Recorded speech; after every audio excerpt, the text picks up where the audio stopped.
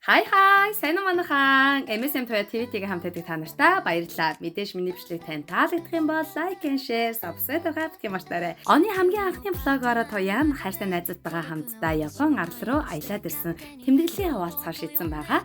Солонгос дотор байдаг ямар нэгэн онгоцны тийз илүү зардал гаргахгүйгээр зөвхөн нэг өдөр Япон улсын эртний сайхан тосгоноор аялаад ирэх ийм гайхалтай аяллыг бас найзуудтайгаа хамтдаа бүтээлцээсэй гэж бодоод энэхүү бичлэгээ би хүргэж байгаа юм шүү. 2021 оны 9 сараас ахуулаад дотоодын аялал жуулчлалын жуулчид дундаа нэлээд алдартай газруудад тооцогдох энэхүү Японы эртний тосгон маань байрлал нь хойд Солонгосын хилтэй жоохон нэлээд ойрхон байдаг болохоор нэлээд хүмүүсийн анхаарлыг татдаг байгаа. Солонгостойгоо монголчуудаа маш энгийнээр тайлбарлаад хэлэх юм бол Ojembo Yanju хотоос бол ерөөсөө нэг 10 км-ийн зайтай, Сөүл хотоос бол тийм ч хол биш 60 км зайд орших энэхүү аялал жуулчлалын Японы эртний тосгоноор та нэг ороод гарах заавал хэрэгтэй шүү гэж хэлмээр байна.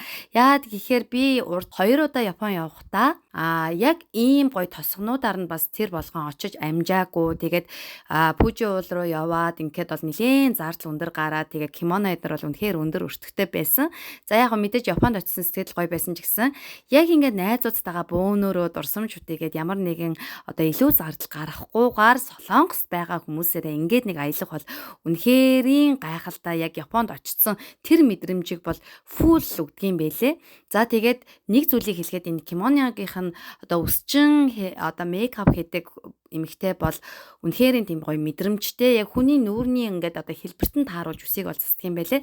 Би Японд яг ингэж хувц өмсөөд засуулж байхад бол миний үс ингээд жижигхэн байхад миний нүүрний хэлбэр тохирохгүйгээр ингээд бүгдийг мүлчилгээд нэг эвгүй ингээд боогоод хийжсэн болохоор би ингээд энэ удаа үсээ ингээд янзлахгүй гэж шийдвэр гаргаж ирсэн чинь үсээ янзлуулсан охтууд маань ингээд яг ингээд өөрсдөнд нь тохирохоор ингээд маш гоё мэдрэмжтэй засаж өгдөг. Тэгэхээр би бол Солонгос өсчид Солонгос мейкап артистууд бол Япон хүмүүсийн хайжууд арай илүү мэдрэмжтэй юм болов гэдэг оншиг өөртөө бол тавьсан байгаа. За ингээд гарангууд ингээд үнэхэрийн итгэвчүүлт сайтай ямар нэгэн бид нар бол ажлын өдөр явсан байхгүй. Тэгэхэд чинь л ингээд хянса буюу ингээд заавал ямар нэгэн ивентүүдийг тэнцээ ингээд ирсэн зочоод жуулчдтайгаа ингээд үйд ахгүй хүн болгоны оролцоог хамруулсан ингээд хөтөлбөрүүдийг ингээд айгүй гоё явуулдаг юм байлээ. Тэгээд энэ бол үнэхээр их таалагдсан. Төлбөрийн мэдээллийн хувьд гэх юм бол үүдэндээ хамгийн анх нэвтэрч орохын тулд 20,000 воныг бол өгдөж байгаа. Гэхдээ тэр нь болохоор хүүхэд том хүн ямар ч насны ялгаа байхгүй ив ижилхэн өгдөг юм байлээ. За зогсоолын хувьд гэх юм бол маш уян хатан санагдсан. 10 цагийн зогсоол нь 3,000 воны тарифтай. За тэгээд хувцас, гутал, үс мейкап гэл бүх юм нь тус тусдаа үн тарифтай байгаа. За дээрэс нь дотгошоо орохоор маш сонирхолтой юм нь түрүүн харж байгаа энэ хоол идэж байгаа турт харж байгаа ингээд бүгд воноор биш йенээр ингэж бодогдоод ханшийн зөрөөнөөс хамаарат тооцоогоо ингээ хийгдээ явчихдаг юм байлээ. За тэгээд үнэхээр сонирхолтой зүйл нь гэх юм бол булан тохоо болгонда зураг авахуулах үнэхээр гайхалтай зүйлтэй. Тэгээ бид нар чинь 12 өнгөрж ороод орой бараг 8 өнгөрөөд 9 болж байгаад ингээ яасан. Тэгээ орой олонгууд маш гоё үзэсгэлэнтэй болоо. Дээрэс нь ийм гоё салют бууддаг. Тэгээд түрүүн хэлсэнчлэн нөгөө буудлуудад амарч байгаа хүмүүс нь болохоор бас ингээд буудлынхаа өрөөнөөсөө орж гараад ингээд юмнуудыг анаас үзэж болдгийм байлээ. За тэгээд хүн болгонд бас айгүй гоё бенгалийн гал бас ингээд үнгүүд харааж өгөөд тэгээ хүмүүс нь тэрнийгээ барьж агаад гоё зураг бичлэг хийж гээдтэй мэлээ. Тэгээд ер нь бол Солонгос яг энэ талтай бол үнэхээр юм мундаг. Тэгээд яаж үйлчлүүлэгчийгаа сэтгэл ханамжтай байлгах уу? Яаж ирсэн зуулчтайгаа маш гоё жижиг ийм бэлэг, жижиг ийм ивент, жижиг ийм сэтгэл хөдлөлүүдээр яаж ингэж гоё сэтгэл ханамжийг бэлэглэх вэ гэдэг зүйл дээр үнэхээр ийм гоё ач холбогдол өгдөг. Нэг өдрийг бол үнэхээр гоё nice өнгөрөөсөн.